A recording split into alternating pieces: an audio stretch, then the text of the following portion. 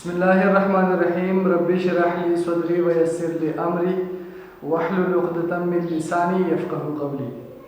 ابتدا ہی رب ذوالجلال کے بابرکت نام سے جس نے بلبل کو گیت، بہاروں کو پھول، کٹاؤ کو مسکی، چشموں کو روانی اور سمندروں کو طغیانی بخشی۔ درود بھیجتا ہوں نبی آخر الزمان پر جو شاہ دو جہان ہے۔ عزیز طلباء، آج ہم جماعت ہفتم کی اردو کا پہلا سبق پڑھیں گے۔ وہ پہلی ہے، نظم ہے حمد باری تعالیٰ۔ حمد باری تعالیٰ ہے۔ حمد ویسے اپنے پچھلی کلاسوں میں پڑھا ہے کہ حمد کے لفظی معنی تعریف کے ہیں، تعریف، اور اصطلاحی معنی ہے کہ اللہ تعالیٰ کی تعریف میں کہی جانے والی نظم کو حمد کہتے ہیں۔ یہ آپ سب کو معلوم ہے، تو اس طرف زیادہ نہیں جاتے ہیں اور دیکھتے ہیں کہ مصنف اسماعیل میرٹھی نے کیا لکھا ہے، اس کو پڑھتے ہیں اور اس کی بلند خوانی بھی کرتے ہیں اور اس کو سمجھنے کی کوشش کرتے ہیں۔ پہلے 2-3 اشعار میں صرف ان کو پڑھ لیتا ہوں۔ تو شاعر کہتے ہیں، تعریف اس خدا کی جس نے جہاں بنایا، کیسی زمیں بنائی کیا آسماں بنایا، پیروں تلے بچھایا کیا خوب فرش خاکی، اور سر پہ لاجوردی ایک سائبہ بنایا، مٹی سے بیل بوٹے کیا خوش نما اگائے، پہنا کے سبز خلعت ان کو جواں بنایا۔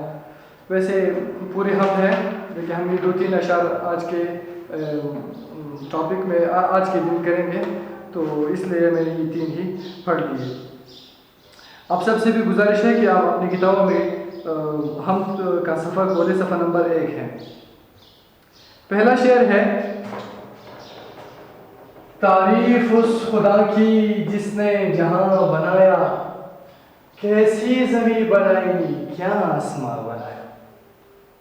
تعریف اس خدا کی، اس خدا کی تعریف ہو، تعریف صفت، جس نے جہاں بنایا، جہاں دنیا، عالم، اس خدا کی تعریف ہو جس نے یہ پوری دنیا بنائی، کیسی زمیں بنائی کیا آسمان بنایا۔ کتنی خوبصورت زمین بنائی ہے، اب دیکھیں تو کیا آسمان بنایا، کیسا خوبصورت آسمان بنایا ہے۔ مفہوم میں نے یہاں لکھا ہے کہ تمام تعریفیں اس اللہ کے لیے ہیں جس نے اس دنیا کو پیدا کیا ہے۔ اس نے کیسی بہترین زمین بنائی ہے جس میں ہمارے لیے سینکڑوں قسم کے فائدے ہیں، اسی طرح آسمان بھی ہمارے فائدے کے لیے ہی بنایا ہے۔ ویسے آپ کو پتہ چل گیا ہوگا کہ شاعر کیا کہنا چاہتا ہے، تشریح انشاءاللہ آپ خود سے کر سکیں گے۔ آسان ہے انتہائی، تعریف اس خدا کی جس نے جہاں بنایا، یعنی تمام تعریفیں اس اللہ کے لیے ہے جس نے یہ دنیا بنائی ہے، جس نے جہان بنایا ہے، اور دنیا میں کیا بنایا، کیسے زمین بنائی کیا آسمان بنایا، کتنی پیاری زمین بنائی، کتنا پیارا آسمان بنایا۔ میرے خیال سے اس میں کوئی مشکل نہیں ہے، پھر بھی اگر کوئی مشکل ہو تو آپ پوچھ سکتے ہیں۔ دوسرے شعر کی طرف جاتے ہیں، پیروں تلے بچھایا کیا خوب فرش خاکی، اور سر پہ لاجوردی ایک سائبہ بنایا۔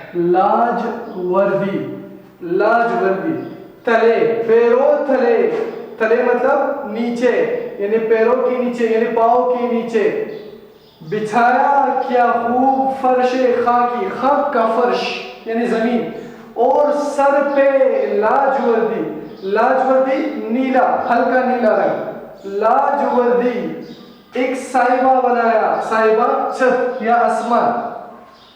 تو بھائی اب دیکھیے، پیروں تلے بچھایا کیا خوب فرش خاکی، یعنی تمام تعریفیں اس اللہ کے لیے جس نے ہمارے پاؤں کے نیچے بہت خوبصورت خاک کا فرش بچھایا ہے، یعنی زمین، اور سر پہ لاجوردی ایک صحیفہ بنایا، اور ہمارے سروں کے اوپر جب ہم دیکھتے ہیں تو نیلے رنگ کا ایک خوبصورت چھت بنایا، یعنی اس زمین پر ہم چلتے پھرتے ہیں، یہ ہمارے لیے فرش کا کام دیتی ہے، اور آسمان بھی ہمیں ایسا لگتا ہے جیسے ہمارے سروں پر کسی بہترین اور بلند صاحبہ نے سایہ کر رکھا ہے یا سایہ کر رکھا ہو۔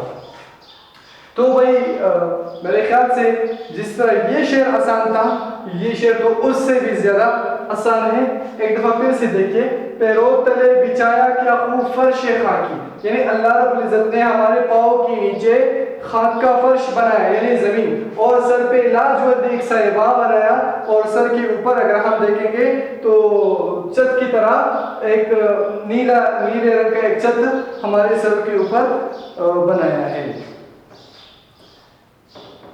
یہ دونوں اشعار بہت زیادہ آسان ہے. بورڈ پہ مزید جگہ نہیں ہے اور میں اس کی مفہوم لکھ دیتا. یہ دو میں نے صرف نمونے کے طور پر لکھ دیے ہیں، باقی میں پڑھوں گی کتاب میں، آپ لوگ اپنی اپنی کتابوں میں پڑھتے رہیں، دیکھتے رہیں.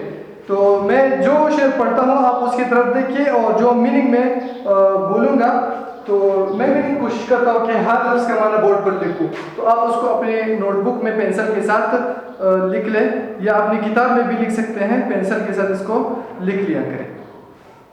تیسرا شعر ہے: مٹی سے بیل بوٹے کیا خوش نما اگائے، پہنا کے سبز خلعت ان کو جواں بنایا.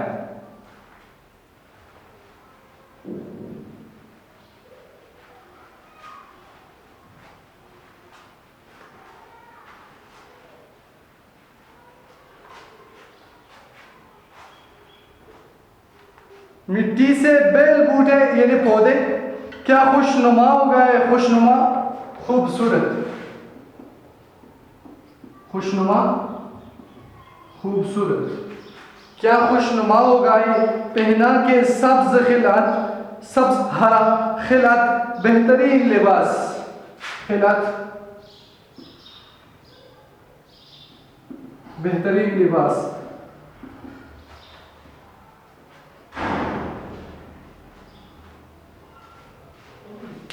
وہ جو الطاف حسین حالی کی ہم میں بھی ہے نا کہ جچتا نہیں نظروں میں یا خلعت سلطانی، کملی میں مگن اپنی رہتا ہے گدا تیرا، وہی خلعت، یہی بھی ہے خلعت. بادشاہی لباس سے بہترین لباس، اعلیٰ کوالٹی والا لباس.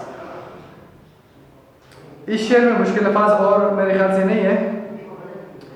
تو مٹی سے بیل بوٹے کیا خوش نما اگائے، یعنی اللہ تعالیٰ نے مٹی میں سے کتنے خوبصورت خوبصورت پھول اور پھل اور پودے اور بوٹے اگائے ہیں، پہنا کے سبز خلعت ان کو جواں بنایا، اور ان کو سبز یعنی ہرا لباس پہنا کے ان کو جواں بنایا، اور بھی اس کی خوبصورتی میں اضافہ ہوا اور وہ اور بھی بہترین اور خوبصورت دکھنے لگے.